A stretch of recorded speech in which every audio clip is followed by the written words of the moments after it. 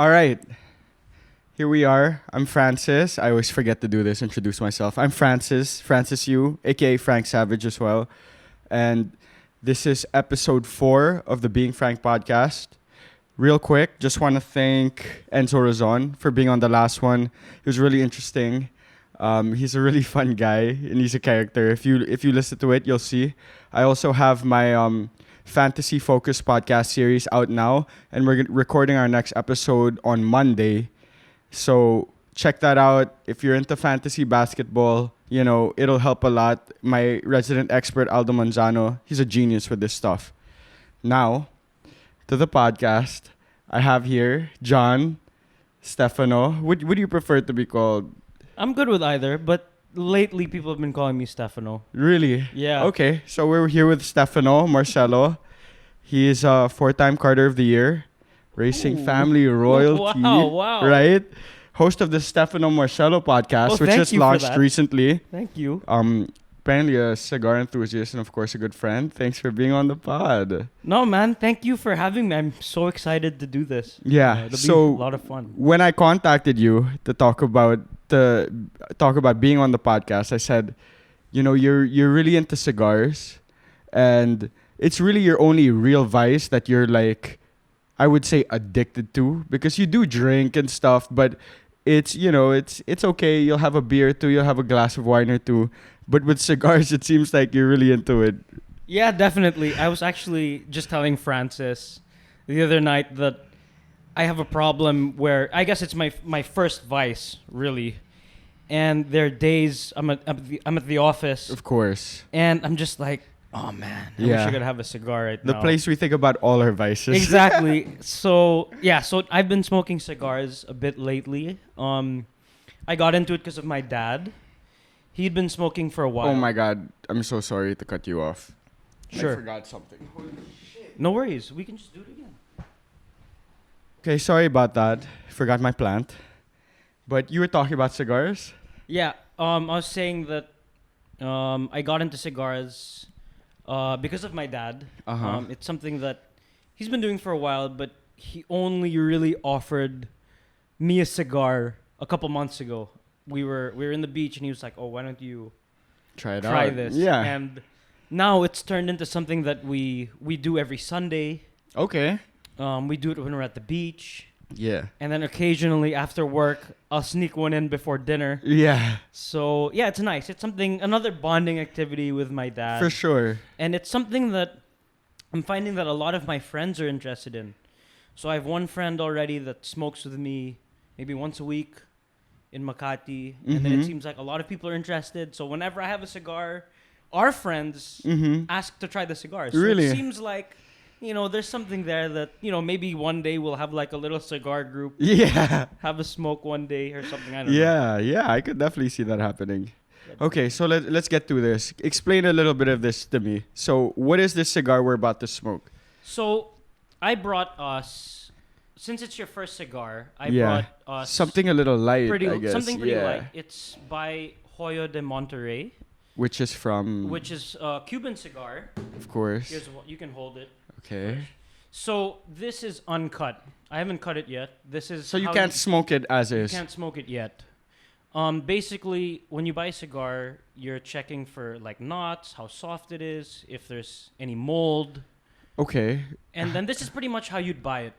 Maybe it might have a wrapper in the store. Okay. Unless it's in a box. Yeah.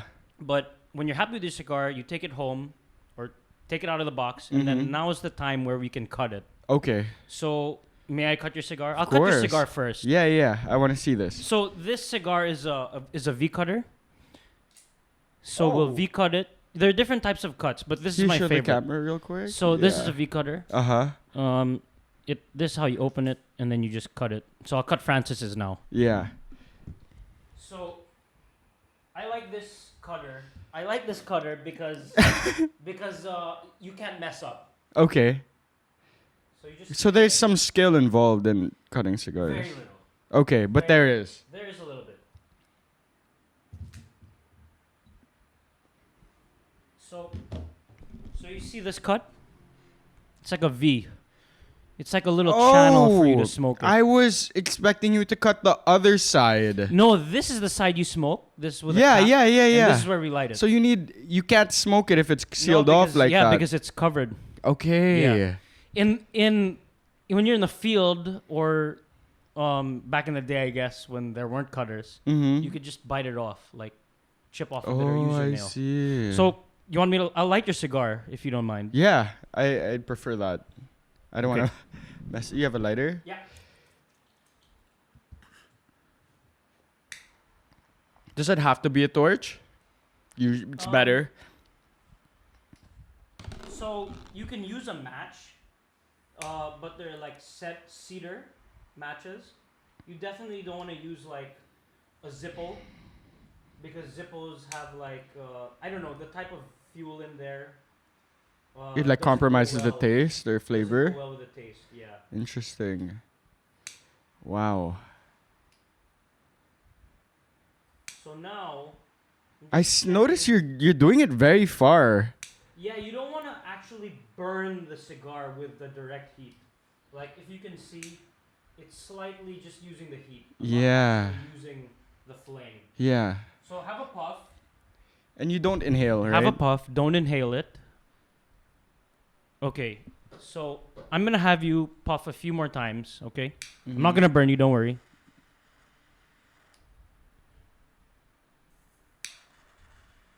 There you go. That's perfect. Okay. So, the thing about this cigar is you do it for the conversation. It's meant to get you in a rhythm. Right. So you generally have a puff of this cigar every minute to 2 minutes. Okay, so it's not something you're smoking like a cigarette. No, because a cigarette, you can pretty much light it and the chemicals in it will just keep it lit. Right. Whereas this is a really natural product. So it'll go out if you don't smoke it enough. Okay. But also if you smoke it too much, you'll heat it up too much and you'll create like an acidy taste. So it'll ruin your smoking experience. Interesting. So just have a puff like every minute to 2 minutes. Mhm. I'll help you. I'll remind you. Also, I'm gonna cut mine really quickly. Yeah, do it. Do it. This is so interesting, bro. God, this is the type of moment where I wish I really had my second camera to like close up on you cutting it and stuff. You know what I mean? In the next one, man. In the next Yeah, one. yeah.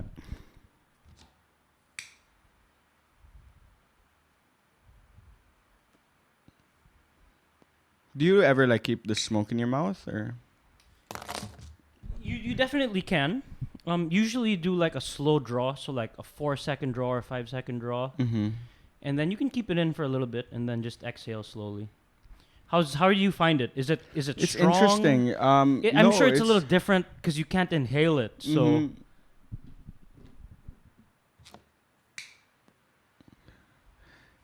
It's interesting. I definitely feel like I'm tasting something. Thank you for choosing a light one. yeah, Right, definitely. I right. actually made the mistake of smoking a really heavy cigar in my second cigar, and it ended up being really unpleasant. Right. Yeah, and also I didn't eat, so I So got is there dizzy. like a grade or something for stuff like that? So you can see this wrapper, and it's relatively light. The wrappers get a little bit lighter, but generally, the darker the wrapper, the stronger the cigar will be. Oh, that's Because it's different leaves, right? Mm-hmm. So the darker leaves tend to be a stronger taste. But Leaves then of again, what? Sorry, Just I really don't literally know just- anything. Well, I don't know the exact leaf, but Right. in Cuba or wherever they're growing these, like this one in So Cuba. these are made of what? Dried leaves. Exactly, and there's like there's a wrapper, and then the filler, the leaves inside are a Yeah. different type of So leaf. and that's all leaves. There's nothing exactly, else. they're just dried. Mm-hmm. And then the wrapper. It's Like just that another holds type every- of leaf, but a bigger one that wraps around. That's so interesting. Yeah. Just gonna quickly. Yeah, go ahead. Go ahead. Yep.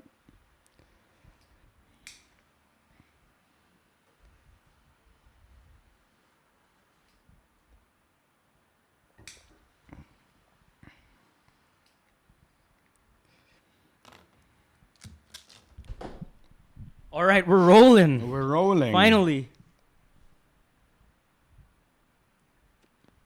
So how long have you been smoking these things now? Honestly, just a few. Maybe we started in March or February, Uh-huh. and it's just been like non-stop.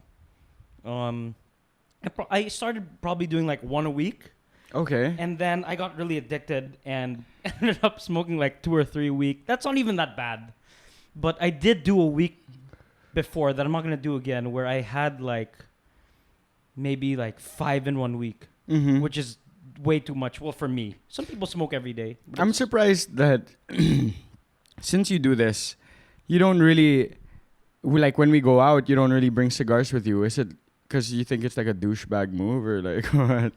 Well, not really, but I also have had a laugh thinking of if I went into like a smoking area and people are having cigarettes, And you're having I a cigar. busted out a cigar and just was there puffing like a huge cigar, it might look a little funny. Yeah. But if we're in a friend's house, I'll have a Mhm. cigar. But Okay. maybe not So it out. depends on the setting. Exactly. Okay, that makes sense. Yeah. Certain bars maybe Mhm. where you can sit down. It Yeah. wouldn't look weird. But if it was a standing up place, like a club, it might look funny. This is interesting, bro. I see the appeal though. Like with this, it's this is my first real cigar. So every other cigar I've ever had was like, you know those ones you can get at like Fuma with the bamboo end. Yeah. Are those real cigars? No. I don't know actually. I Right. actually don't know enough, but they do sell proper cigars in Fuma. Yeah, I know, Yeah, and but I would never buy those, Oh, especially back then. I That's mean, it true. was Yeah, just yeah. like a but they do. cool thing. I remember I didn't have access to I didn't know where to get cigars in the beginning, Okay, so I went straight to Fuma and found some there, right. and they sell it per piece, so it's pretty cool. That's pretty good. Yeah, so it's been a nice little journey. I've made a lot of friends smoking cigars, Mhm. and now it's nice that you're smoking a cigar with me. Maybe you'll like it, maybe not. I do.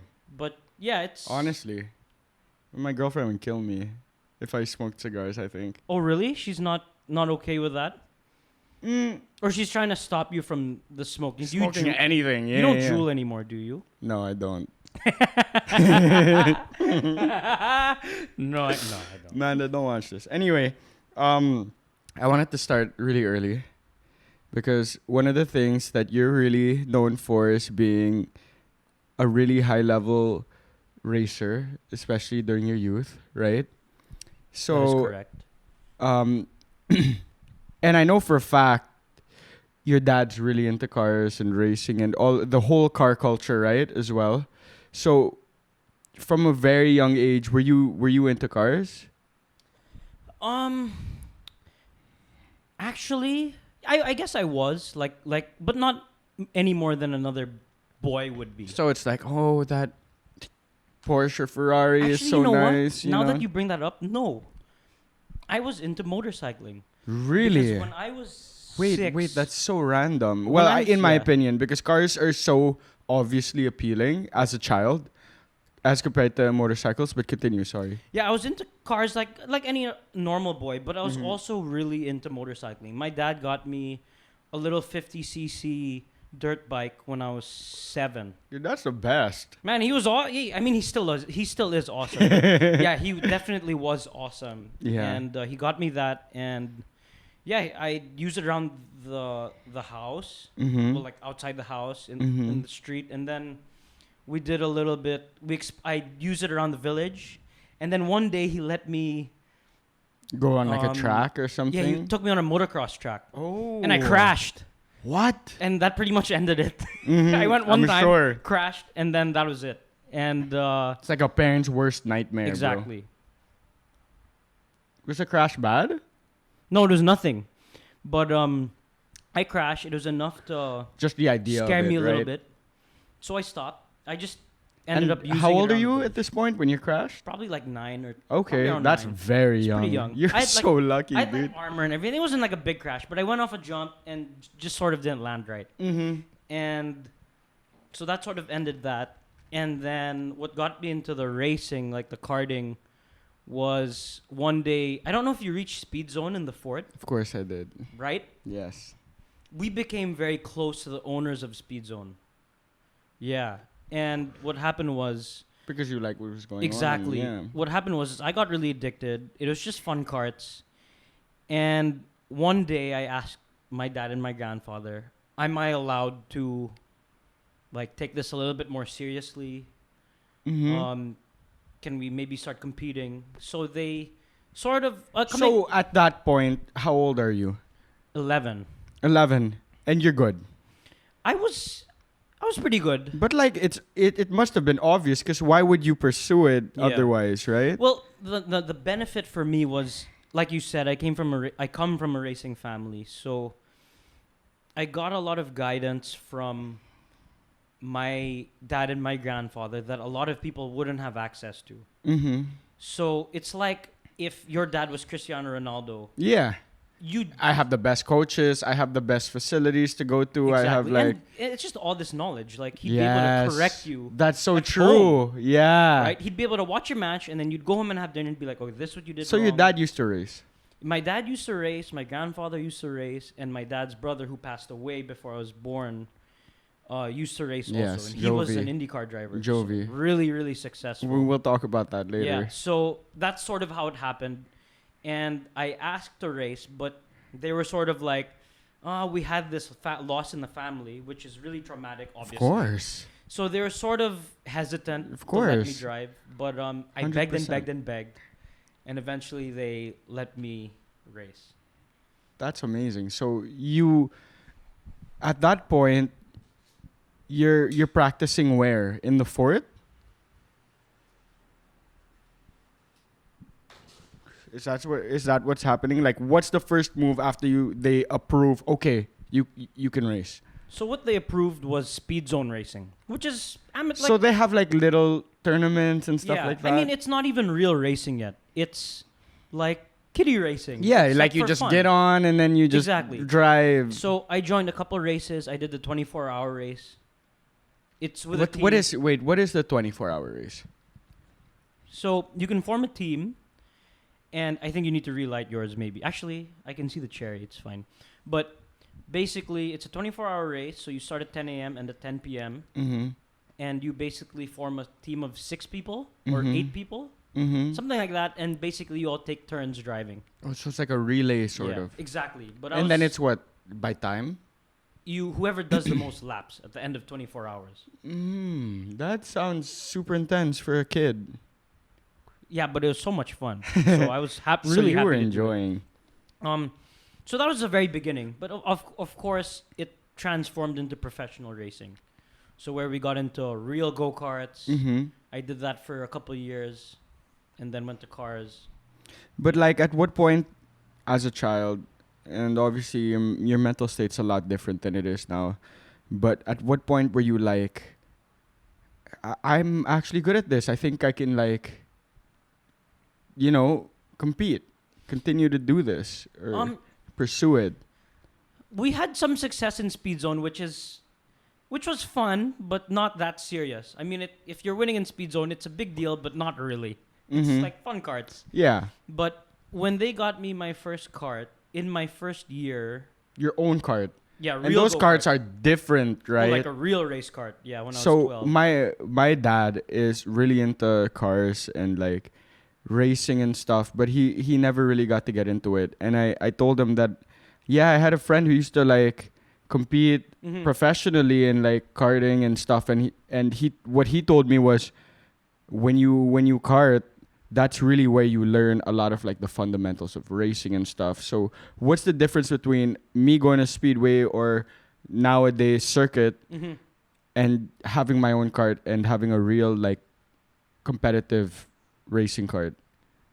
Well, the first thing is everything's much faster and harder with a real go-kart. You have grippier tires, you have a faster engine, but Mhm. more than that, it's the level of competition. You're no longer really competing with amateurs. Mm-hmm. Everyone's generally taking it pretty seriously because it's costly also. Yes, So that's a big part of it for sure. you hear it a lot from F1 drivers too, and you really learn the grassroots in karting. So you learn all your overtaking, you learn how to I race. also remember Marlon saying this on your podcast. Yes, it's That really karting is really like it's extremely important. Yes. It's It's basically the youth pool of racers who end up going F1, F3, whatever they end up doing, right? Like that's where they start. for the most part, yes, definitely now more than ever. Mm-hmm. You definitely learn all the fundamentals. Yeah. And it's interesting because me and Marlon Stockinger, Yes. a lot of the people we used to race with are in F1. So these kids that we were racing with That's in karts amazing. in Europe, That's because that's the highest amazing. level. Yes, exactly. We know some of them personally because we've raced against them. So like Marlon definitely knows a lot of people because he got really far, really, really successful. But it's really where you develop your skills. And it's also the most fun because as you go up the rank, as you go up the ladder, it's still fun, but it becomes work. Stressful. also. Yeah, of course. Because the money on the line is larger. And you're transitioning from like this is a fun hobby or something I want to do as a kid to wow, I have to do well or Exactly, I'll lose my I'm done. sponsorship. Yeah. Exactly. So at that age, what age did you have your first professional race? I think I was 12 in go-karts here in Mhm. Manila. And then at the end of that season, we came... I find it Second. amazing, huh? You're 12. What year are you? actually is late. that? What year is that? 12 years old. Oh, I'm really bad at math, man. I don't know. A long time ago. Yeah, long time At ago. least I it's was like 15 years or so, yeah, no? that's probably like 2003 2003. or 2002, something like that. So in 2002, they had you had a professional race, and was that in the Philippines? Yes. Me and Marlon and Mateo, Mm-hmm. we all started in the Philippines. Okay, but what I find amazing is that the Philippines actually had established some sort of youth racing scene here. It used to be a lot bigger. Really? Before our time, it was even larger, but things got more expensive, so the community got very small for a while. yes, But yes. it's definitely boomed a little bit. It's In growing recent slowly. times. Yeah. But, Especially with the influence of like someone like Marlon, who's a Exactly. Filipino racer who proves like you can make come it. from here Yeah. and make it at the highest level, right? Definitely. Yeah. When Marlon made it, I'm sure, because that reached millions of Filipinos Mm-hmm. like never before. Yo, me personally, I really don't follow racing at all, but I noticed. And I saw him lift the trophy. What was that, Monaco or something? Monaco. I saw that Instagram post, and when I saw it on your podcast, Mhm. and when I saw it, I was like, wow. I actually saw that Mm-hmm. on TV. He's And legit. It was crazy. He's legit. He's fantastic driver. And, And that's someone you were going toe to toe with at the time. yes. But yeah, to win in Monaco, it's really something else. So Marlon did a fantastic job. Mm-hmm. Yeah, really, really crazy job. So the racing scene in the Philippines, what's it like? Like, especially, I mean, specifically during the time that you were racing as a young boy, starting from, you said around 11 or 12. Starting from there, what was it like? What was the competition like? How did they fare against international, Asian, European competition? Like, Actually, this is probably surprising to a lot of people, but Filipinos are very good at racing. And when we had our go-kart races, the Filipinos would be generally the top 3. really? Yeah, like the Filipinos are really good. Japanese people are really, really good. Probably the best in Asia. Japanese Really? people, yeah.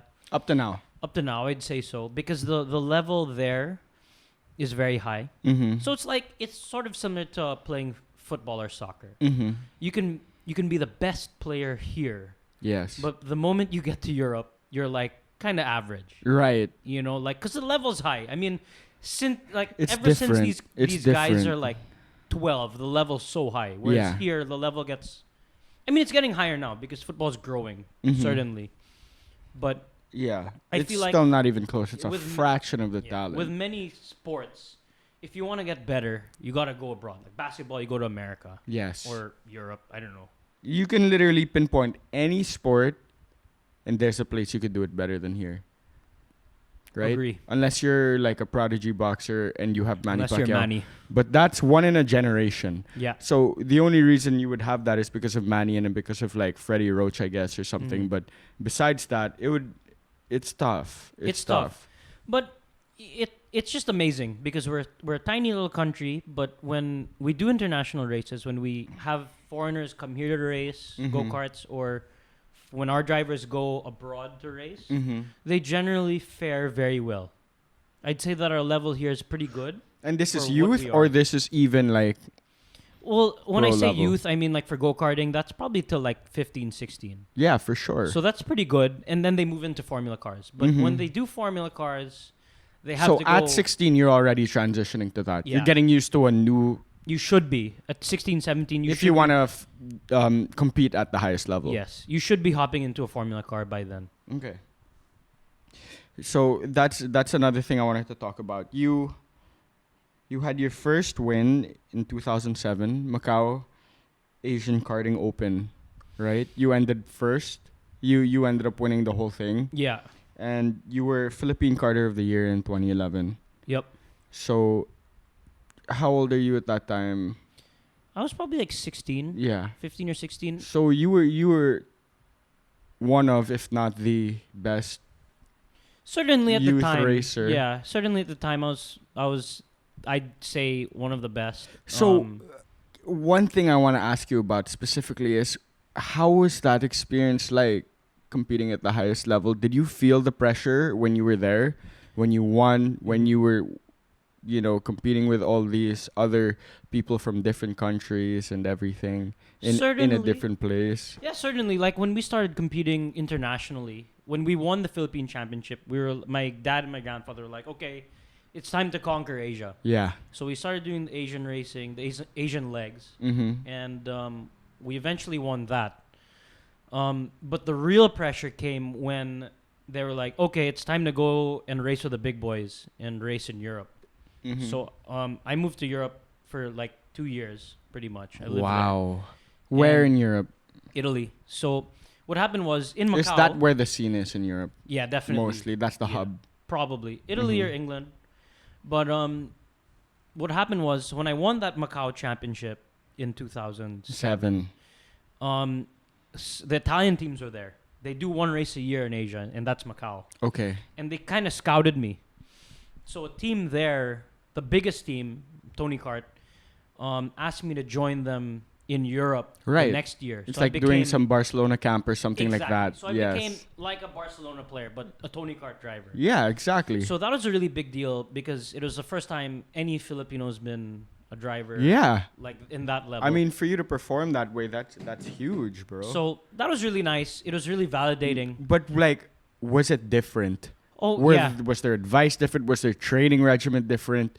Were you able to pinpoint where Filipinos fail because our youth drivers are competitive, but then as it gets harder and harder, or the cars get faster and faster, they're unable to keep up? Were you able to see how they did better? yeah, definitely. Like I said, it was validating to win the Asian Championship and to be recruited. Of course. But as soon as I got to Europe, and at the time when I got to Europe, was Philippine champion, Asian champion. You win multiple- everything, basically. Multiple times already. You were used to winning. Yeah. Or being one of the best, if not Yeah. the best. I got to Europe and I was getting my ass whooped. Right. And it was something I hadn't felt in a long time. Yeah. So it was really nice for me to also, it was humbling. Mm-hmm. It, like we said earlier, it's the grassroots of racing. Mm-hmm. And when I got to Europe, I realized how much higher of a level everyone was at. And Right. it's just because of the discipline. Discipline. What do yeah. you mean by that? So here if you want to roll off that bit, you just put it to the edge and you just sort of roll it on the ashtray and it comes off. There you go. That's perfect. A little bit more. Yeah. There you go. Okay. So in Asia, we're really spoiled. Labor's cheap. So go-kart, could have like 2 or 3 mechanics on you. So when I was racing, a lot of me and my friends, we didn't have to change our tires. We didn't have to build our engines. We didn't have to clean our go-karts. And it's that kind of mentality and that kind of upbringing where where the racing's for you, so you have to do the work. Mhm. Like it's not like you just hop in the car and drive. Mm-hmm. The kids in Europe were building their go-karts. They were cleaning their go-karts. They were adjusting the go-karts themselves. Wow. So that makes your understanding much better. Because for Mhm. example, when I was racing here, I'd essentially get out of the cart after driving and say, "This is what's wrong with it." Mm-hmm. And then I'd go off and like be on my phone, and then the next session would be there Driving and again. everything would be fixed. Yeah. Whereas in Europe, it's okay, you drive and you realize like, okay, I'm having this kind of problem with the go-kart, Mm-hmm. handling wise or engine wise. What do I need to adjust? Yeah. And years of doing that, you learn yourself what you need to do. So you can go into the pit and tell the team exactly what needs to be done. Interesting. Yeah, and also we suffer from something here, a lot of us, me included. It's something that I had to work on when I was younger, of not accepting responsibility. Meaning, For what? I just keep blaming the equipment.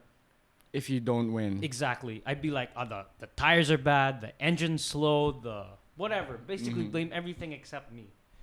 But Europe taught me that it's really there's so much you can do with a kart, but it's really 90% The driver. the driver.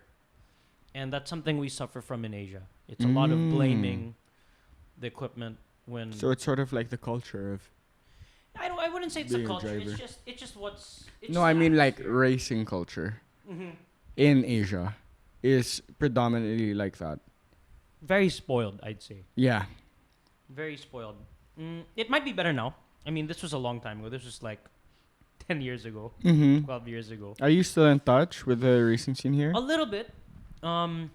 I do follow it once in a while. I know a lot of junior drivers. Some of them are racing in Europe. So they're good. Yeah, I mean, they're go-karting. Hey, you and doing paved the way. Formula You One. showed them that they could do it, Yeah, I mean, I hope so. I hope so. But right? there are a lot of very talented drivers, and they're definitely the ones that are there in Europe are on the right path. Mhm. Definitely. If you want to get better, you got to be there. Yeah. Like my advice is, if you've got the sponsorship or the money or the experience, just go straight to racing there. It's gonna be a little hard in the beginning, but it'll make you so good. Right. Yeah. So, I want to talk about racing specifically and the actual skills involved in being a good race car driver, right? Because like I don't think it's that obvious to most people. It's a very peculiar or like hard to understand thing where it's like, for example, you watch football and you watch a guy dribble past someone, push it with his pace, and you're like, he's so fast, he has good ball control, and it's obvious to you. You watch basketball, people shoot lights out, they can jump super high, they're very tall. Got good range. Yes, Yeah. and it's obvious that maybe they have the potential to be really good. Mhm. So what are the most important skills involved in driving, and like what do you see when you see a youth driver nowadays, right? What makes you think, "Oh, he could be good," besides his how he places? Definitely attitude.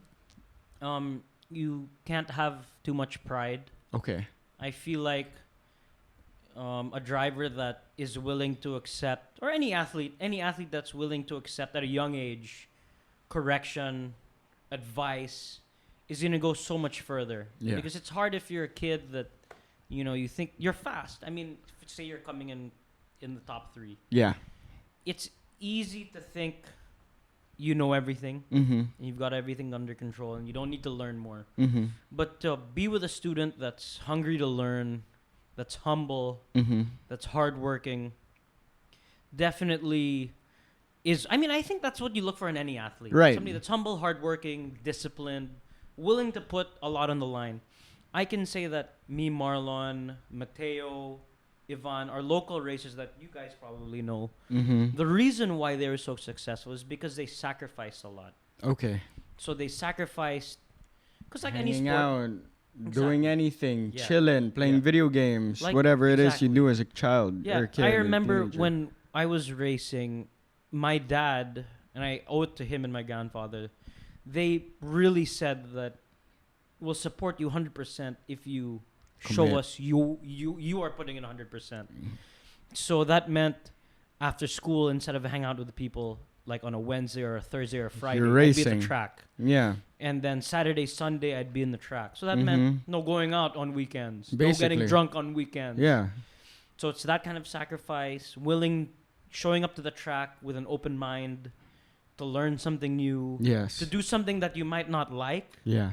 put in even more hard work, more time, and then and I feel like it really prepared me for real life also. Yeah, it's actually like I remember seeing this article talking about anybody who's played at high level sports, whether in college or in high school or something, they translate to like corporate jobs or like almost any industry well, because it's not about the skill involved in their craft in basketball and soccer that made them successful. It was about the hard work and determination and focus and That adaptability. and also when you're racing, especially in Europe, in Asia we have a culture of not being that straightforward when it comes to criticism. Yes, that's true. That's In- very Asian. In Europe, man, I had some crazy coaches. My bosses were really straightforward, and they'd say stuff They like, put you down. Yeah, and they'd you would be just like- have to get back up. "Yeah," they'd be like, "That was terrible." You'd never hear that in Asia. Yeah. They'd be like, "You're shit," or like, "That was a terrible session," or Mhm. "Is that all you've got? You might as well pack up." don't even Right, race. right. And sometimes there's a place for that kind of conversation, Yeah, for sure. and it also helped me develop in a way that I feel like a lot of people take criticism very emotionally. Yeah, most So- people do. Yeah, I feel like that's normal. I mean, I still struggle from it in the office, Mm-hmm. but it's definitely helped me a long way because I got used to that criticism. And you Yes. learn to take it really constructively. Right. No emotions. So after a while in Europe, I was getting shouted at, being put down to motivate me by my coach. Of course. And it worked because it wasn't hurting me emotionally. It was like, okay, this person also wants success for me. Mm-hmm. And in order for me to be successful, sometimes someone needs to be hard on you. Yeah. Sometimes someone needs to tell you you're doing something completely wrong or you're not doing it good enough. Mm-hmm. And you need to be able to correct and take it Yes. in. So I think that's something that I'm thankful for. Also, because I work with my dad now, and he was a great racing parent. Because he'd motivate me, he'd push me, but it was never to a point where it wasn't fun anymore. Yeah. So he'd be hard on me. He'd say like, "Oh, you're gonna go out with Especially your when friends?" you're much younger, Yeah, exactly. because that can really like discourage you. Yeah, it could end it. Yeah. It could make it not fun, and you're not gonna be motivated. Mm-hmm. So he struck a really nice balance of making it fun, but also making it work. Because it's at the end of the day, it's a lot of money. I was lucky to be sponsored by San Miguel. Thank you, San Miguel. They supported my racing. So it was important for me and important to my dad that we represent San Miguel in the best way, Of course. which is to win and to be professional. Mm-hmm. So I feel like we did that. And then what was interesting in Europe, when I joined this team, they made me do media training. Really? Yeah, because it's a lot of people don't realize it, but a sports person is a celebrity, and a Mhm. sports person has to do a lot of stuff for the camera and do a lot of interviews and do a lot of, press stuff. Of course. So part of racing, since it's big money, is how you are with the press. So they had us training like how to speak properly, how to react. If you get into an accident or if you have a bad race, you don't go and trash your team. Mm. You say, "Oh, we're gonna go back and analyze this as a team, and we'll come back stronger in the next race." Basically, being a professional. I at a mean, young it's age. it's like the cookie cutter answers of all professional athletes nowadays, right? Because they know. They're Some not, would say it's not genuine.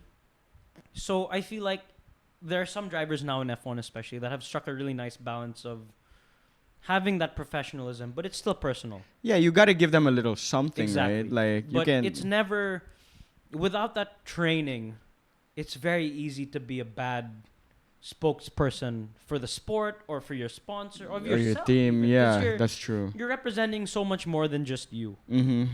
So it's important that you do everyone justice, Mhm. even when the results aren't good. 'Cause Yeah. it's normal. You're not gonna win every race. Yeah. So you have to be prepared to talk properly. Mm-hmm. And to be a spokesperson for your sponsors. Okay. That's really cool. Like, honestly, for me personally, I never competed at the highest level at anything like that, and for you to experience that, it must have been a lot, especially since you were so young. I think, yeah, definitely. It grounded me, but also I think because obviously now I'm not racing. I work a normal job. The racing is essentially over for me Mm-hmm. in terms of pursuing it as a career. Yeah. But I think the biggest lesson I learned was, I had great success. So I was young. My big mistake was I claimed it. I expected that this was my reality. Mm. I always forget the word, but basically, I thought it was mine. I thought I had the right To be the to be an best. F1 driver. Oh, I right? see. So I became kind of spoiled in that sense. And when it all came down, when I had to stop racing, because shit happens, right? It becomes too expensive or situations change. Mm-hmm. It's not your reality anymore. Mhm. It hurt me. And for 2 years when I retired, I felt really lost Okay. because I felt like that was who I was. It was me. Mm-hmm. It completed me. Yeah. So I thought, wow, who am I now that I'm not Stefano Marcelo, The the race car driver. future F1 driver? Okay. Now that dream's over. So for a while, I was really bitter. I stopped praying. Mm-hmm. I basically was really sad. And it took some time for me to realize, like, hang on a second, like, you don't deserve anything really. You know, Yeah. like, it's not yours. Sometimes, and for most people, you don't get what you want perfectly. No.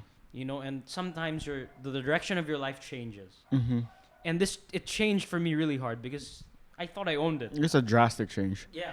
But So, I want to run it back a little bit, right? So you're in Europe. mhm. How long are you in Europe? I was racing in Europe for about 4 years, but I lived there for 2 years. So for 2 years you're there. And when you leave Europe, when you move back to the Philippines, how old are you? 17. Okay, so Or you're 18. 17 when you come back. What changed? What made you quit racing basically or retire? It didn't make me retire, actually. I was still racing. I actually moved on to cars, and then I tested some Formula cars. So it wasn't over. What cars I were you did doing? touring cars here. Okay. And then I was sort of dabbling already with the idea of getting to Formula cars because I was at the age where it's time to move up. So you test drove them Test and drove went them. them around It around went the really track. well. It was looking really good, but Okay. stuff happened. What Um, is stuff? So one major thing in racing is budget. You can be really good, but if you don't have a sponsor, it's the end of the road. Because 1 year of Formula cars, for example, can set you back $1 million, Wow. $2 million. Wow. In junior formulas, that's $600,000, $800,000. So it's big money for Uh-huh. 1 year, and that doesn't even include traveling, hotels, accommodations. So you're spending a lot of money. And who is funding your racing at the time? My family and Mostly. San Miguel. Oh yeah, 90% was my family. Okay. So it came to a point where it was like, how smart of a move is this to risk this much money? And for a while we were going around trying to find sponsors, but sponsors locally, but Mhm. none of them bit. In fairness to the sponsors locally, they don't get anything out of it It's because not I was big racing in here. Europe. Yeah. So their brands would only be seen in Europe, and who are they in Europe? A lot of Yeah. them are local companies. So it was very difficult, and that's a problem racers face today. Okay. And so we came to a decision that we just had to stop. And also, it was time. By the way, I didn't finish high school. I stopped going to school to pursue the racing. You're gonna be SM? Yeah, I went to BSM. I stopped after second year. To pursue the racing. To pursue the racing. You And come back, you don't go back to school. I come back. I don't go back to school immediately because I'm still thinking of racing. But Mhm. then things happened with the sponsorship, and all of a sudden, like, okay, it's not realistic. And also for me, I felt bad to ask for my family, because the thing is, and I know my dad thinks about it. Used to think about it a lot because, of course, he felt bad because he's my number one supporter. Yeah. And he Right? felt like you were good and enough. obviously, he really believed in me. Yeah. But it came to a point where it was like, okay, this isn't worth it. Like, I'm sure if I asked him, he would have paid for it and just Yes. bit the bullet, and we would have gone 100%. But Oh. to me, it wasn't worth it. It was. It's so hard to ask for something like that. Yeah, Like and that much. I felt guilty because it's a lot of family money. yes. Money that could be spent on business, on. Yeah. And the thing is my dad also, well, not just my dad, but my whole family, but primarily my dad, sacrificed a lot for my racing. He had to give up his life too. In Because what for way? the 2 years in Europe, he had to move with me. Oh yeah, that's right. You're Imagine a kid. he had to stop his life for me. Yeah. So I'm extremely grateful for that. I mean, bro, he believed in you, right? He At the end did, of the but day. I mean, think about that. That's a huge ask Oh, for someone to be hell like, yeah. I'm going to pack everything up and stop my life for my child. Mm-hmm. I mean, I'm sure any parent would do that, but it's big. Maybe not any parent, honestly. Maybe not, but close. a lot. Most. A lot, Most. yeah, but I was very blessed in that sense. But yeah, we decided it wasn't worth it. It'd be too much money to pursue it.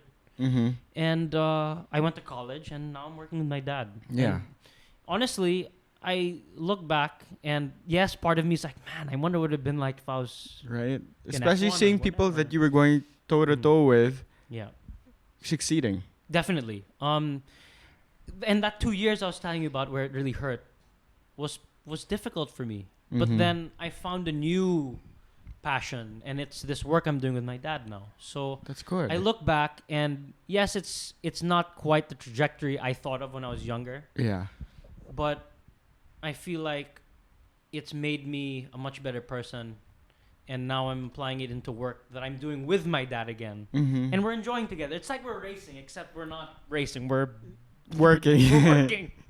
No, I mean, get it doesn't that, I sound get as that. much. It doesn't sound as beautiful and as No, of as course. glorious, It's but never going to be as sexy. But Yeah, the but it's cool fun. thing I is love it. that you enjoy your work, which is very good, and you're lucky for that. But besides that, it's almost like you're giving back to him, like, thank you for helping me. I'm helping you now with his future, where you put him in a position where if he does leave, Mhm. he doesn't have to like stay up at night because he knows you're there. I'd like to think Right? so, but the interesting thing is for me is and this is just my personality. I have a bad habit of thinking like, I got this. I know already. Mm. But every day at work and at home, I learn from him. of course, I learn from Yeah. him. I learn from everybody at the office. yeah, It's funny because you're in a position where you own the business because it's a family business. yes. But really, No, we're in the same boat. everybody in the office I look up to Yeah. because I learn from everybody. Of course. Because I'm sort of on a rotation, so I do marketing, Yeah. and I do sales, and Yeah. then I do R&D, and then I'm Mhm. into production. So I'm really grateful that we have a great group of people in the company. I can say that I love everyone in the company, and I'm learning from them. Yeah. No, I get that. I mean, the reason I said we're on the same boat is because you work for your family business and you work almost directly under your dad, basically, right? Same for me. I work for my family business, and growing up, it was always like, yeah, my dad's a computer programmer, whatever, right? My dad does this. I don't, you're a kid. You don't think about things like that. Agree. One day, because like you, okay, so this is where I feel like we have some sort of parallel.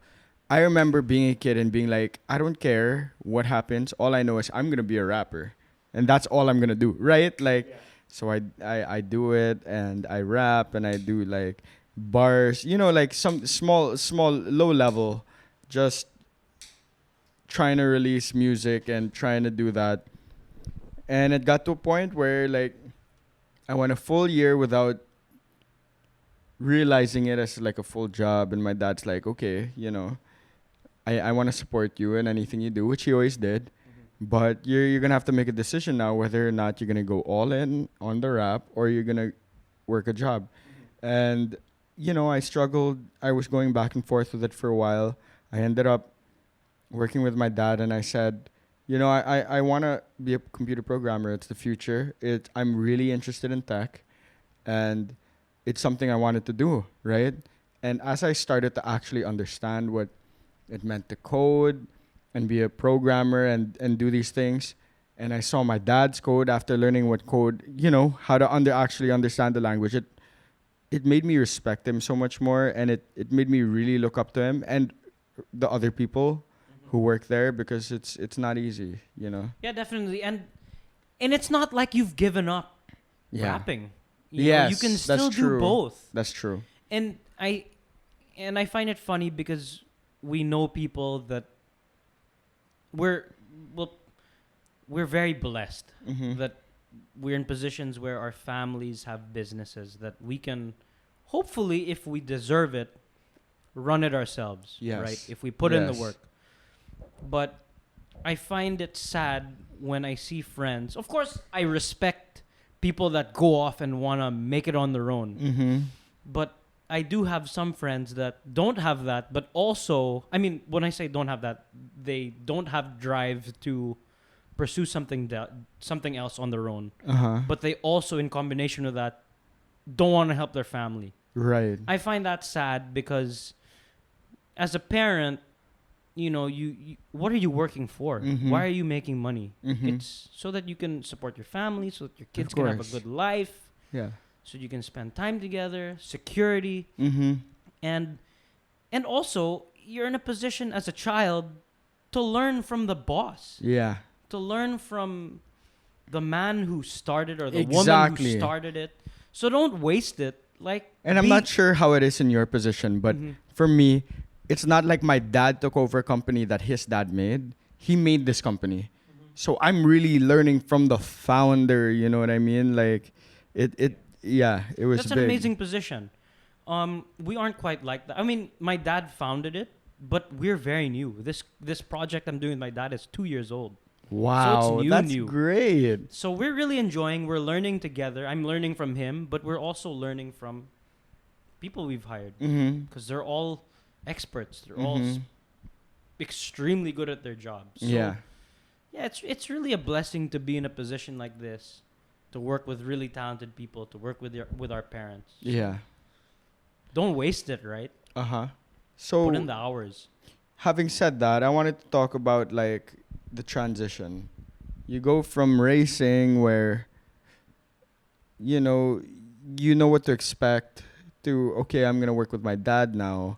What were some of the struggles you had? Because in the Philippines especially, like a lot of us, we end up working for a family business, and all over the world, honestly, right? And working with family is gonna be hard, but working with your dad can also have some more challenges to it, right? So, did you have any trouble with that?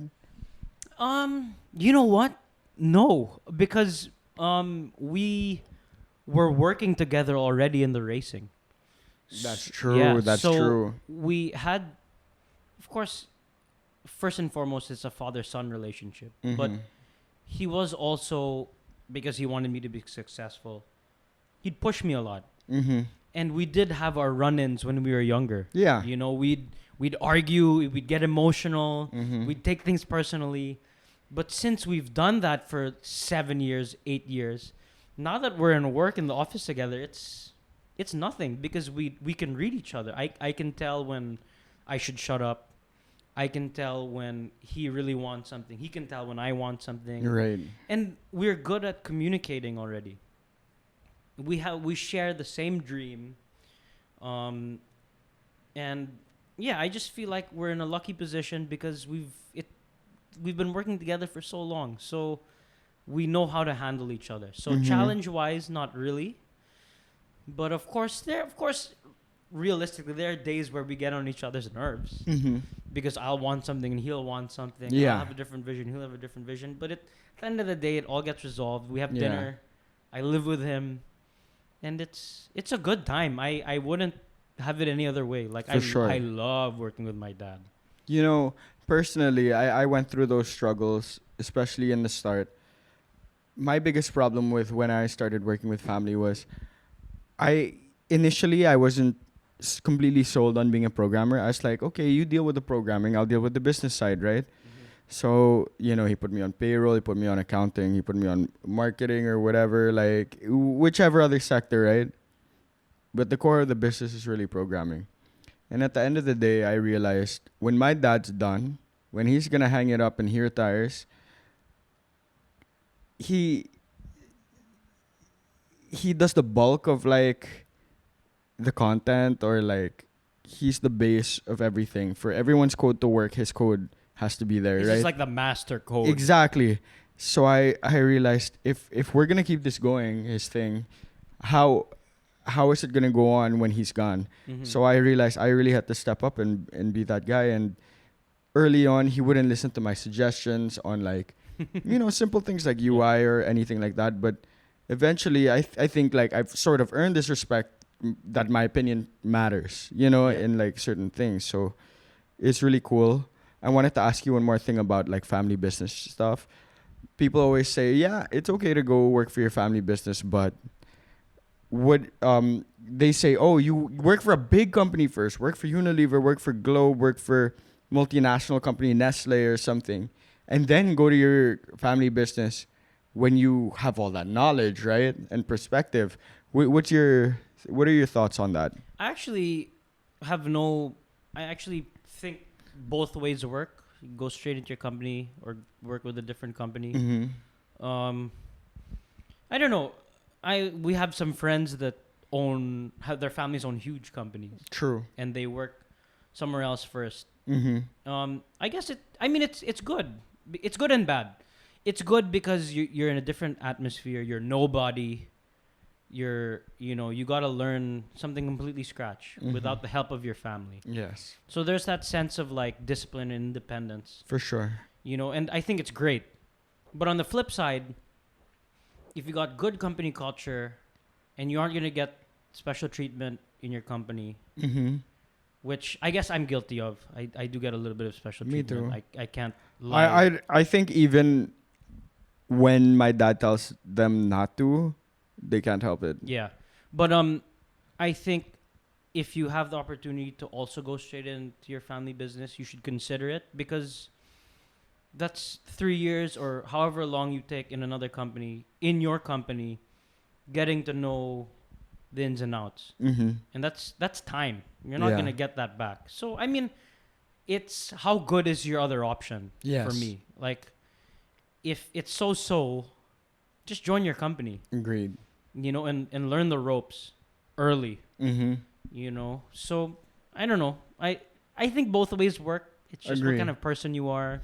I really do believe both ways work. Most people will say only work somewhere else and work in your family business afterwards, but it all depends on you, really, because if you do have special treatment, then it's up to you to make an effort to learn and be disciplined and all these other things that's required of like doing well at your job or making a company successful, right? Like, yeah, it all comes down to you, like you said.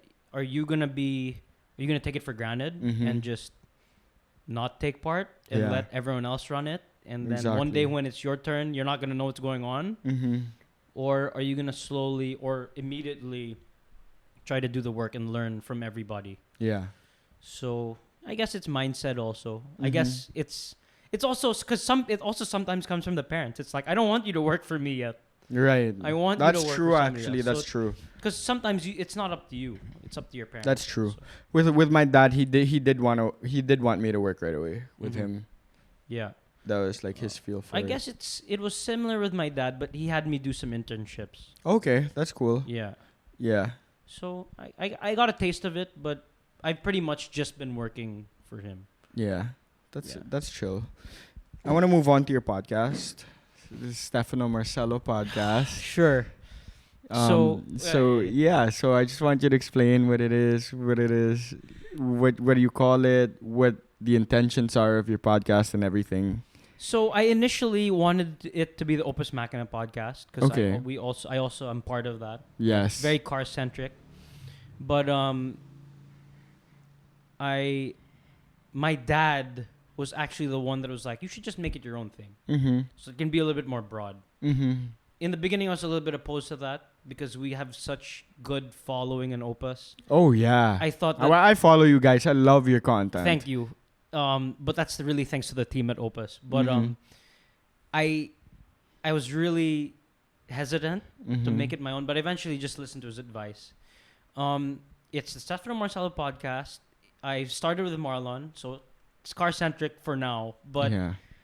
it's been an interesting journey because we still sort of started at the same time. Well, the idea of it. Oh You yeah. started before me, like Agree. 3 weeks before me, but That's dude. In a year, 3 weeks when we started at the same time. yeah, but it's been an amazing journey. It's as hard as I thought it would be, but it's also been much more fun than I thought. Agree. It would be. Agree. I'm learning from people. I missed editing. Yeah. I'm about to do my second recording on Thursday. I'm really excited Beautiful. about that. Who's your guest? Ivan Carpiat. Nice. He's a Check that out, racer, people. Check that out. now actor. But yeah, I really enjoyed Marlon, my first podcast. It went really well. It helped that I was in a room talking to someone that I was really comfortable with. But it's been amazing. And I don't know about you, but I told myself after I posted it that I wouldn't look at the numbers. Because I'm really the type to obsess over the numbers, like, oh, how many people are liking it, how many views. Yeah. And that can be a problem. That can make you sad. It can. You know, because a lot of people have high standards. People think things are going to be so easy. And it's not like that. Yeah. You You, know, think you're it's just not gonna like- blow up? Exactly. I mean, that's one in a million, right? So I promised myself that I wouldn't look at the numbers, and I've been true to that. I'm proud of. That's I'm proud to good. say that I That's posted good. the video, and I haven't seen the numbers till today. That's really good, bro. Because like I I've remember. responded. I mean, of course, I've seen it in passing because I reply to comments. But you're not constantly looking No. at the numbers, seeing when it No. comes up, how many viewers you're getting Not at daily, all of that stuff. So, it's been fun. I think it's rewarding, regardless of how big this gets. For me personally, it'll be nice because you're learning from other people, Yeah. and I don't know. I find it so relaxing For editing. sure. For sure. And I like the rhythm of it. And yeah, I'm in KMC now. Yes. I'm in a co-working place, so it's nice. I found a nice little room to be alone and focus. yeah. Have my own thing, hopefully. Same thing as you. How's it been for you? It's been good, man. My favorite part is this, recording the podcast. I like the editing, of course, and I love listening back to the podcast. But I have, like you, gotten caught up in like the numbers and stuff. So my first podcast was with Lexi, right? And she has a YouTube channel, right? She probably has around 10K subscribers now, and she only has like 2 or 3 videos posted. Her first video got like 20K views, right? So I'm like, oh shit, I'm gonna do a podcast with Lexi and I'm gonna get 20K views. Me too. And it just didn't work out that way. And I realized after that it's not gonna be that way. And maybe it'll blow up, but besides that, I want to really do content I like, and I want to, even if I have a small like community following, It's for you at the end of the day. yeah, it is. It's It not is. like you're gonna have someone on the podcast that you don't find interesting. Yeah, You're not because gonna sell out. I'm the only one basically. who chooses. It's Exactly. not like I have a team of people who are like, who should be my next podcast guest? Tell them, right? Like I want people that I want on the podcast. I want to talk about what I want to talk about. And at the end of the day, it is for me, but it's also for me to show other people that there are interesting things that they don't know about happening here. Yeah, and that's You know? what I enjoyed about your podcast, because there's so much stuff I didn't know about Mito, about Enzo, Yeah. about Lexi. Yeah. I don't know anything about Fantasy League. Especially like they're for me they're industries as well. Like you're like they're Instagram influencers, but you don't realize how deep it is and how like big the market is now and like And what kind of work goes behind the scenes? exactly. And that goes with the rap and the music and even like the production and the visual arts and the galleries and the racing, all of that. Like people don't know about these things. Yeah, I mean, you get such a small glimpse on an Instagram post Of course. or Facebook post. Exactly. So it's nice to talk to people about something deeper than a picture. Mm-hmm. Who they are, why they're doing it, how they Yes. got into it, Yes. what's next. Exactly. So it's cool. It's so much fun. I'm excited, like you. I'm excited to only invite people I find interesting, to ask the questions I want to ask, Mm-hmm. that I think are interesting for my viewers. Yes. And yeah, man, I think regardless of what happens, it's gonna be a good time, for sure. That's the For most sure. important part for me. I have fun doing this. I mean, to be fair, I do get a little anxious before, but I have fun when it happens, when it's finally happening, right? I can't sleep at night. I've had a couple guests cancel on me, by the way. He's looking Like- at the cap. Like really close to the podcast. And the night before that, I couldn't sleep because I was getting excited to do the podcast. And Yeah. they canceled on me. Yeah, so But all that that lost happens. sleep. I mean, that's something that I didn't expect Mm-hmm. before we started podcasting, but it's the reality of it. It People are is. living their lives. Exactly. Shit happens. I just expected everybody I asked to say yes, okay, I'll show up. And But like then be there immediately, right? Yeah. it was pretty naive, but you learn. You learn, right? I mean, the nice thing is the people we've been asking care about us. yeah. So That's true. they eventually roll up. Well, yeah. I'm just that's true. We're lucky in that sense. well, We're at connected some point though, Oh yeah, at we're some gonna point be that's like, run out. we're gonna get interesting people that don't know us like that, and it'll be a challenge, but I it'll hope they be show fun. Yeah, for sure. Anyway, to wrap this whole up, I always do a rapid fire with my guests. Oh, okay. Let's do so it. let's do a quick rapid fire with you.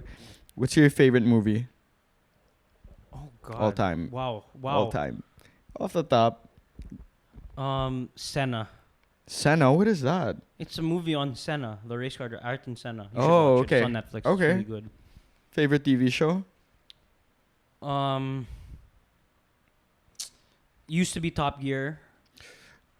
Wow. Became Grand Tour, but they're coming out with content really slowly. I didn't like Grand Tour Really? compared to Top Gear. Oh yeah, me too. It's Because I just loved everything about Top Gear. The presentation of the cars, everything, and then they put it on the track with, what's his name? the stick. Yes. Yeah. Super amazing concept and one in a million also. I used to watch Top Gear all the time on YouTube. Same man. Like, here. I remember that's where I learned about like really, really high-end cars. Like the It's so and Pagani just the way they Zonda presented and, it like, was things so like that. fun. It wasn't boring. Yeah. It was exciting. They're really hanging out. good. They were They're really hanging out. good. I wish they focused on cars more. I feel like Grand Tour, it's a lot of like more broad concepts of Yeah. like, okay, we're gonna. It's really entertainment now. Yes. It's like blowing shit up. It's less informative in terms of okay, this is Yeah. the car we have. This is how much it is in Yep. the UK and like how many Agreed. horsepower and how well it does. It became a little bit too much. Mm-hmm. Agreed. They're probably good at driving though, right? They are, for sure. Right. They've been driving a lot of cars for a long, long time. And some like really powerful cars as Oh, well. yeah. That's why I wonder like they must be good drivers. They're pretty good, I'd say. I'd say so. Okay. Someone we should follow on Instagram. Other than the two of us. Yes. Uh, Oh no, you can plug your Instagram. should I be shameful like that? I am Stefano Marcelo. Yes, yes. But I like watching. I mean, I like following Ted Gushu. I don't know if I'm saying his last name properly, but he's a Mm. photographer. Okay. He shoots cars. Well, not just cars, but his photos are beautiful. So, Yeah. yeah. How about someone we should unfollow?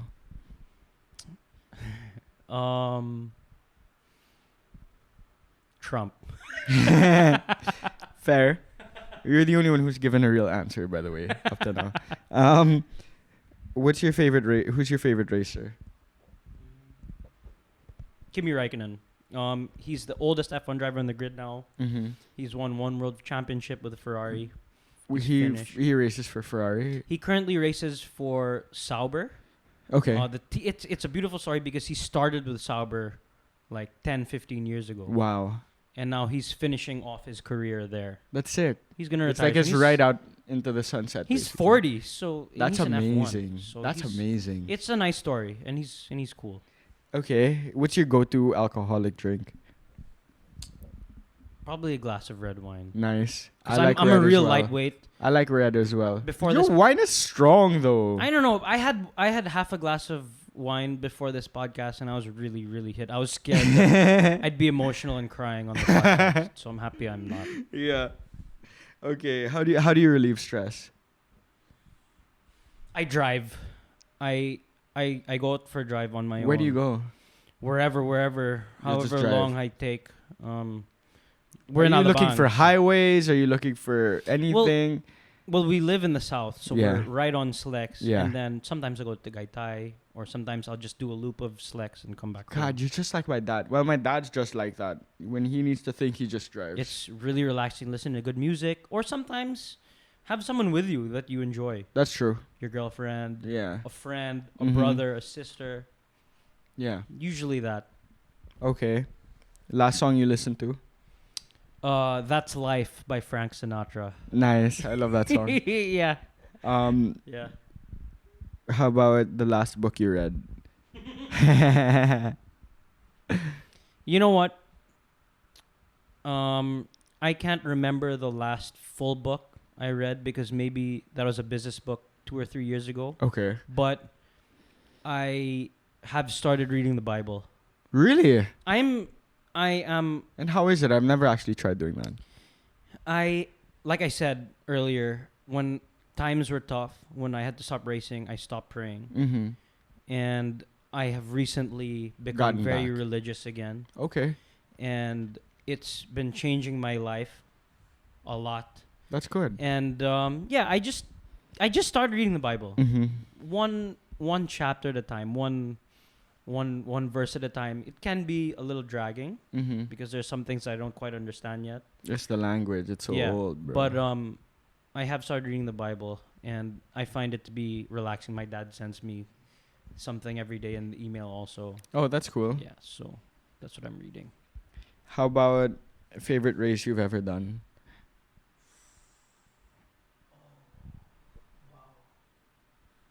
Favorite race? Probably the race I got scouted in when I was go-karting in Macau. Okay. I was 15. Mm-hmm. I was in the highest division of karting. I was already the Asian champion. Yes. I did a double. So this never happens, but I was doing 2 classes At the same in one time. weekend. So I was Mm. doing So you'd race back to back. for example, I'd be in class B where I was already champion. Mm-hmm. And class A was where all the Europeans were. Right. And I joined that for the first time. And I passed a bunch of professional racers from Europe, and that's what sort of got me discovered. That's what So- like made you stand out, basically, for them to So actually. probably that race. It was really memorable, passing those guys, racing side by side with them. So that Mhm. was probably That's my cool. most memorable race. What are you insecure about? I'm insecure about success, probably. I feel like I put a little bit too much focus and time into thinking of how to be successful Yeah. and why I'm not yet successful in Right. certain ways. So it's something. It's probably the only thing that keeps me up at night, thinking. I get that. You know, like how. Especially how, at our you age know, now. Yeah, like It's a how lot of can pressure. how can I like secure my future? Yeah. But in general, I'm pretty happy with everything. I wouldn't say I'm insecure about anything other than that. That's I'm- good. I'm happy with where I am. Mm-hmm. Yeah, probably just that. What's your biggest fear? My biggest fear.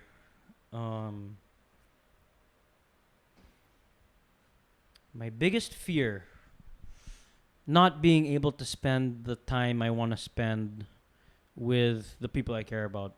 So that's generally my family and my girlfriend. Yeah. Friends. People you care about. Exactly. Okay. Who's your idol? Do you have one? My dad, probably Yeah. my dad. He's set such a good example in terms of not only being a real man, but being a family man, being a good father, Mm-hmm. standing by your beliefs, Mm-hmm. leading by example. Yes. I've seen my dad go through some hard shit, Mm-hmm. and he's never done anything where I was like, oh, that's not how you raised me to be. Right. He's always, even in tough situations, he's always done the right thing. Okay. And yeah, I think That's that. cool. What's the best part of racing? The bond you have with other people around you. Okay. So for me, it is my dad. A lot of people, when they see racing, they only see a race car driver, Mm-hmm. and they think, all the glory Yeah. goes to that race car driver. But really, Basically. you're forming a bond with so many people. The people Mhm. that build your car, the people Yeah. that clean at night, the people that feed you, the Yeah. people that bring you to the track, the Yeah. people that keep you healthy. Mm-hmm. The whole team. Yeah, so it's that, and then winning and losing together. Yeah. So Yeah. it's about experiencing the whole journey with people that you care about. Okay. I'd That's say cool. that's the best part about racing. And the worst win. part? The worst part Yeah. about racing? Yes. Losing. I hate losing. It is. I is. hate losing. To be I fair, hate it is losing. what it is. I hate losing, but you gotta know what it's like to be down, Mm-hmm. to feel the fullness of winning and success. Of course. Because if you're winning the whole time, it's meaningless. Yeah, I mean, you don't know It's what literally meaningless. It's like playing a video game and cheating where you never die. You don't have fun. Exactly, and it's applicable to work. Yeah. If you never work hard, and if you never have days where you're like, what am I doing this for? And Uh-huh. when am I gonna get paid? Uh-huh. And when is the success gonna come? You're never gonna really enjoy the success, or you'll Yeah. take it for granted. So probably that. Okay. It's both. And then the worst part about podcasting for you.